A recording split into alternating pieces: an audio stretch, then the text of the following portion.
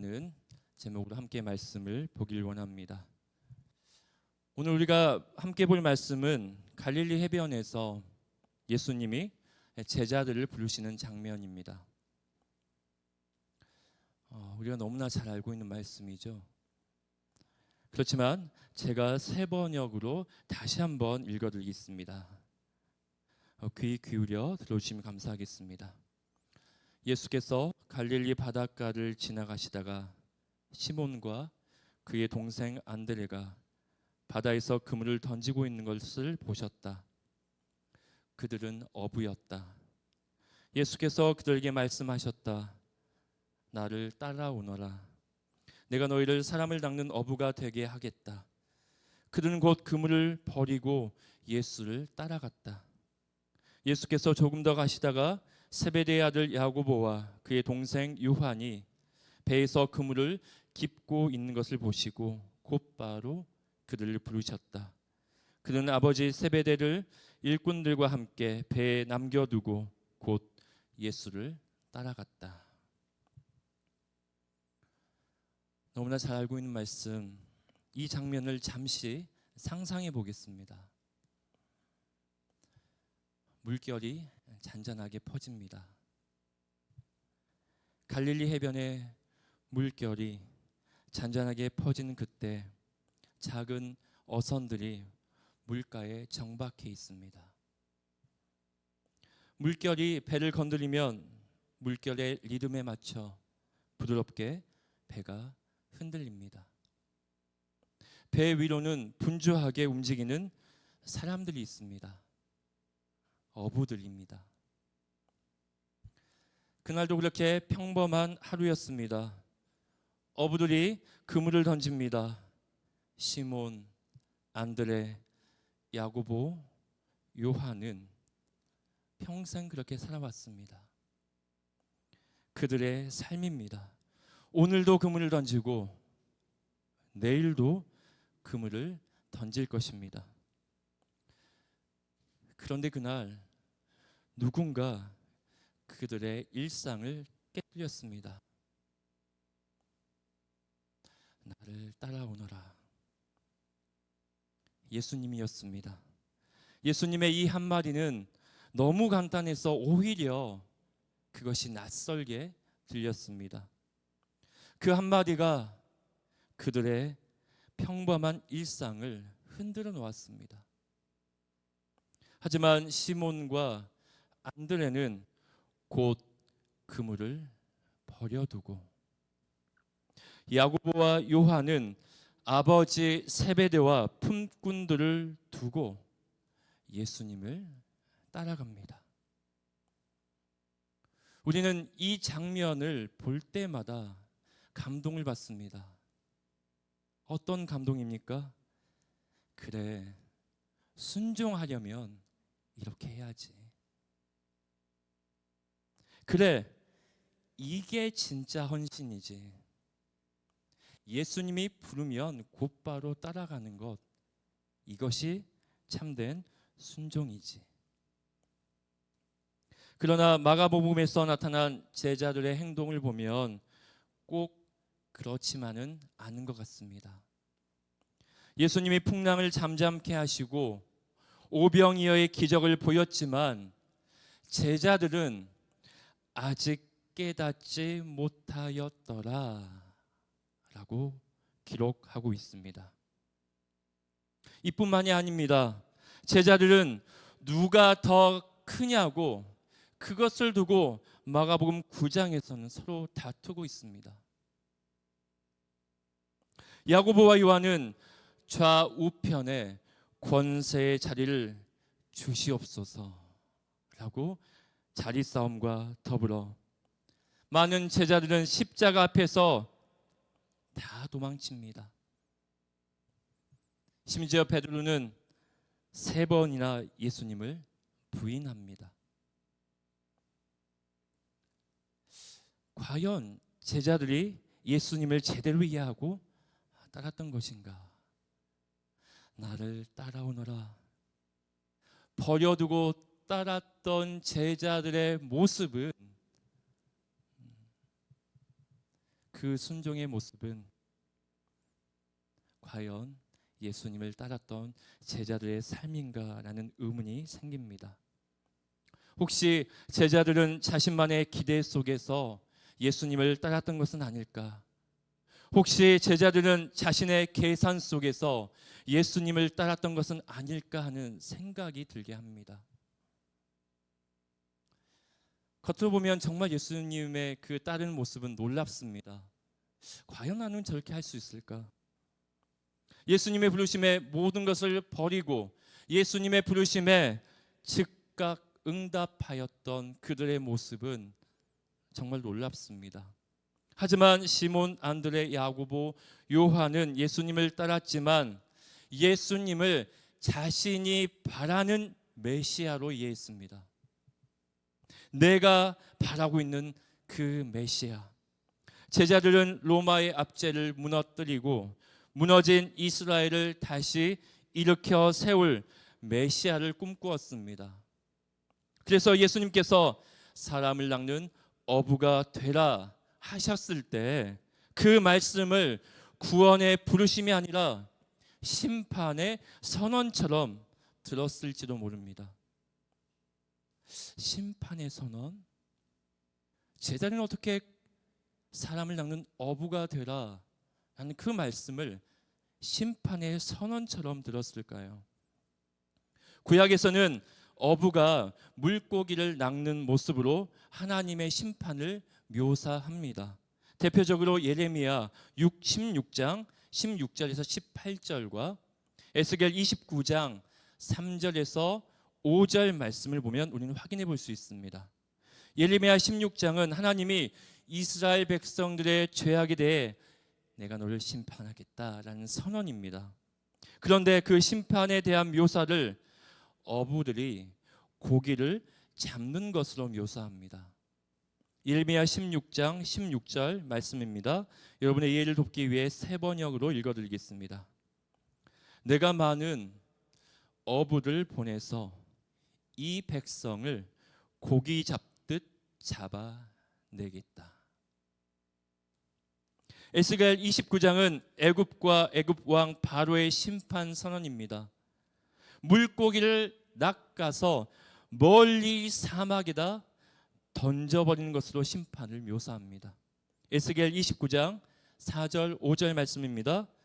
내 비늘 속에 달라붙은 강의 모든 물고기와 함께 너를 강 한복판에서 끌어내서 너와 물고기를 다 함께 멀리 사막에다 던져버릴 것이니.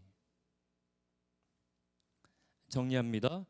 예레미야와 에스겔에서 하나님은 어부를 보내서 불순종한 이스라엘을 심판하셨습니다. 또 애굽의 왕 바로를 강가에 끌어내어 던지셨다고 선언하셨습니다. 이렇게 낚는다라는 이미지는 심판의 언어였습니다. 따라서 제자들은 예수님의 말씀을 이렇게 이해했을지도 모릅니다.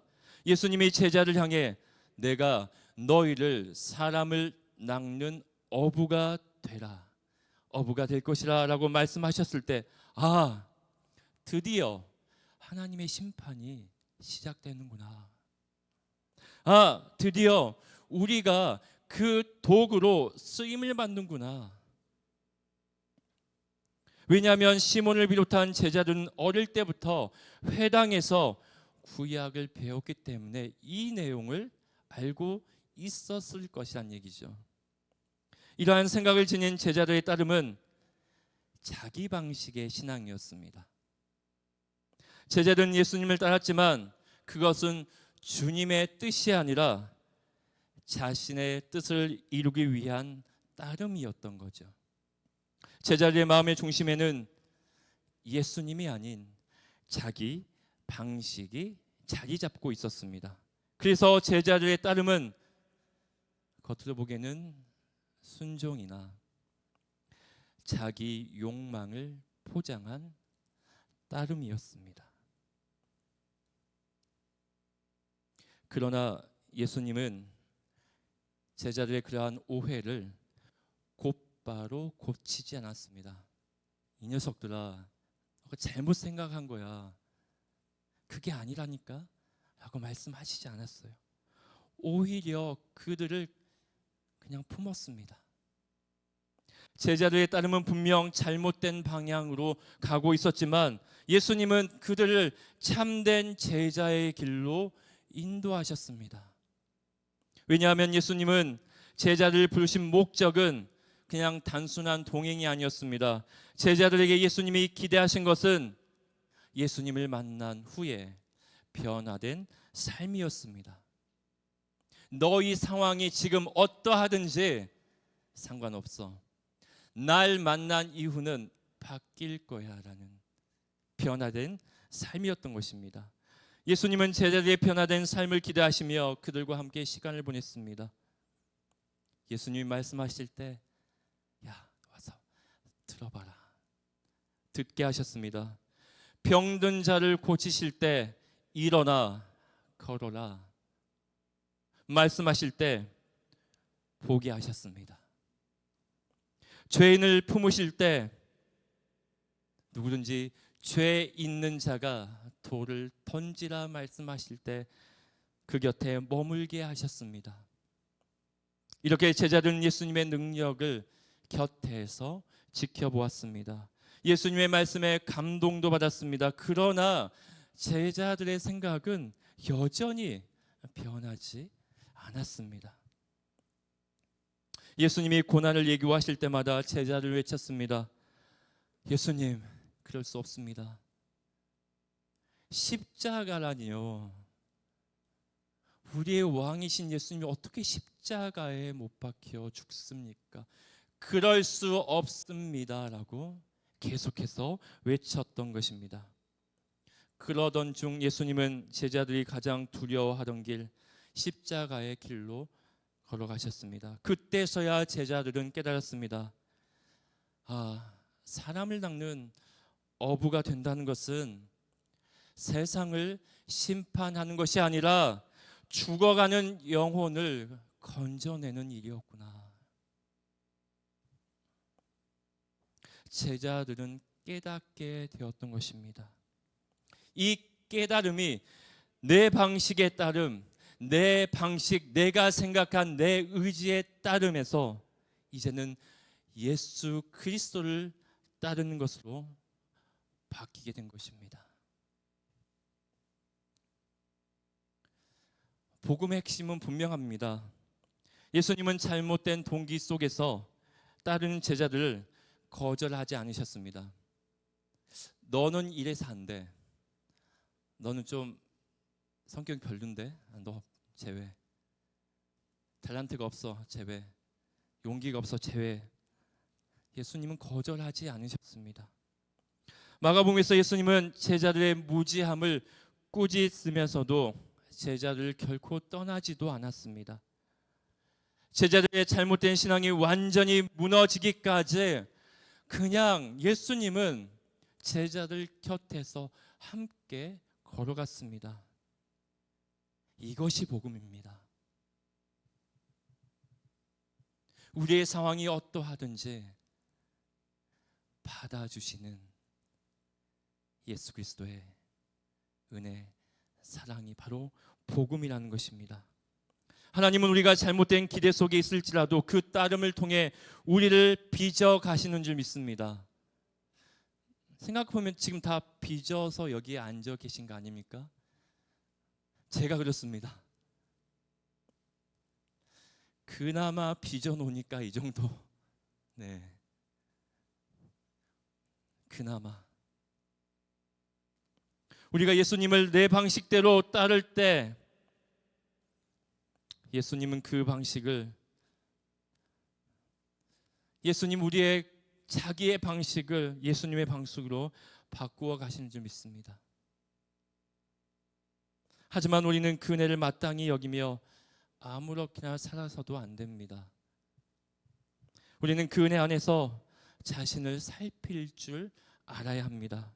우리의 신앙의 모습을 보면 제자들과 크게 다르지 않지 않습니까? 저는 마가복음을 통해 보면 정말 그런 거 많이 느낍니다. 마가복음은 예수 그리스도의 그 제자들의 무지함을 굉장히 잘 드러내주는 복음서가 바로 마가복음입니다. 오랜 시간 신앙생활을 해왔지만 어느 순간 예수님보다 내가 원하는 신앙의 틀을 더 붙잡을 때가 많았습니다. 예배는 드리지만 그 예배가 내 안식을 위한 도구가 될 때도 있습니다. 그래, 예배를 드리니까 좀 평안해. 뭔가 좀 안정이 되는 것 같아. 주일 예배 참석하지 않으니까 뭔가 이름직해. 즉 예배가 하나님을 향한 찬양이 아니라 나를 위로하고 만족시키는 수단이 되어버리는 것입니다. 예배를 드리면서 위로받지 못하면 마치 예배가 실패한 것처럼 느껴지기도 합니다. 자녀 교육에 있어서는 어떻습니까? 자녀를 신앙으로 키운다고 하지만 사실은 내 뜻대로 잘 되어야 한다는 그 마음이 앞설 때가 많습니다. 봉사는 어떻습니까? 봉사는 하면서도 내가 없으면 안 되지. 내가 있으니까 그나마 저 정도 되는 거야. 그런 생각이 든다면 이미 예수님이 아닌 내가 주인이 된 것입니다.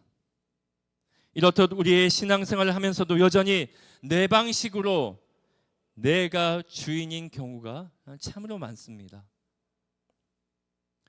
이제 우리는 질문을 다시 던져야 합니다.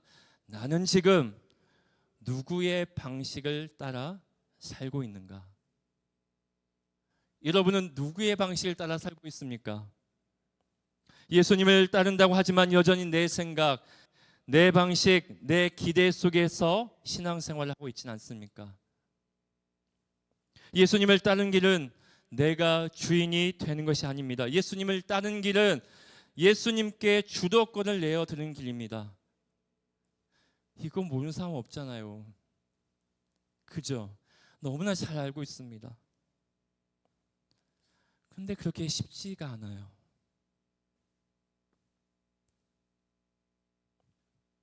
예수님께 주도권을 내어드리는 삶, 그런 길인데 그 길이 때로는 이해되지 않고 그 길이 때로는 험난하고 가고 싶지 않을 때가 있다라는 것입니다.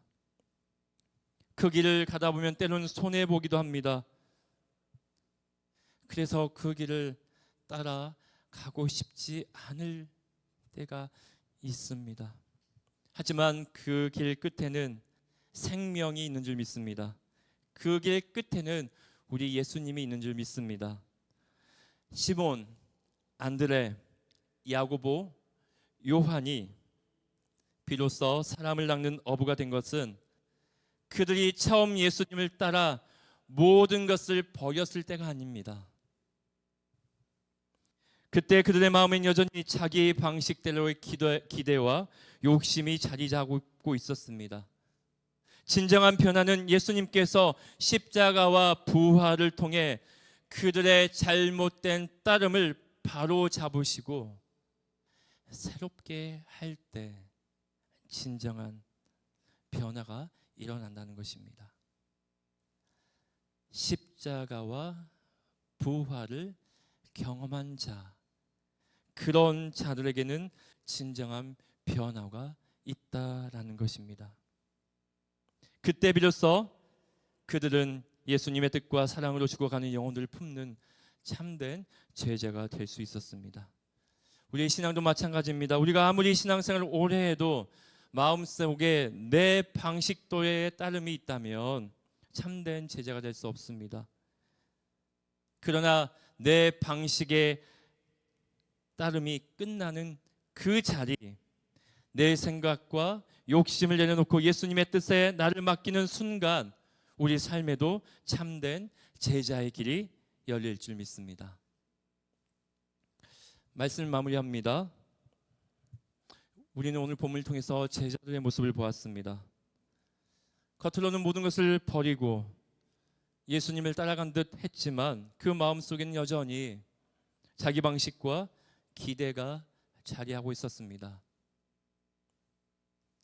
그래, 소문을 듣자 하니 예수님이 기적도 펼치시고 많은 사람들에게 인기도 있으니까 내가 제자가 돼서 한 자리 정도 차지해야 되겠구나.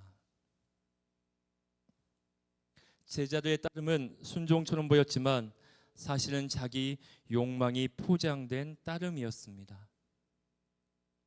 그럼에도 예수님은 그들을 버리지 않으셨습니다. 오히려 그 잘못된 따름 속에서도 제자들을 품으셨습니다. 십자가와 부활을 통해 참된 제자로 그들을 점차 변화시켜 나가셨습니다. 우리의 변화도 마찬가지입니다. 내 방식과 욕심을 내놓고 예수님의 뜻에 우리의 삶을 맡길 때 비로소 참된 제자의 길이 열릴 줄 믿습니다. 지금 이 순간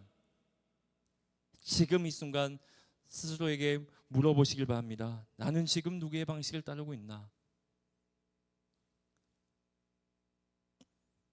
교회 안에서 나는 지금 누구의 방식을 따르고 있는지, 직분을 내려놓고 나는 지금 누구의 방식을 따르고 있는지, 내 방식, 내 신앙, 내 예배, 내 봉사 속에서 내가 주인인가 아니면 예수님이 주인이신가 질문해 보시길 바랍니다.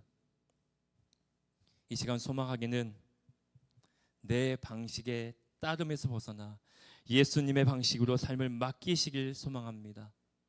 물론 그 길이 쉽지 않습니다.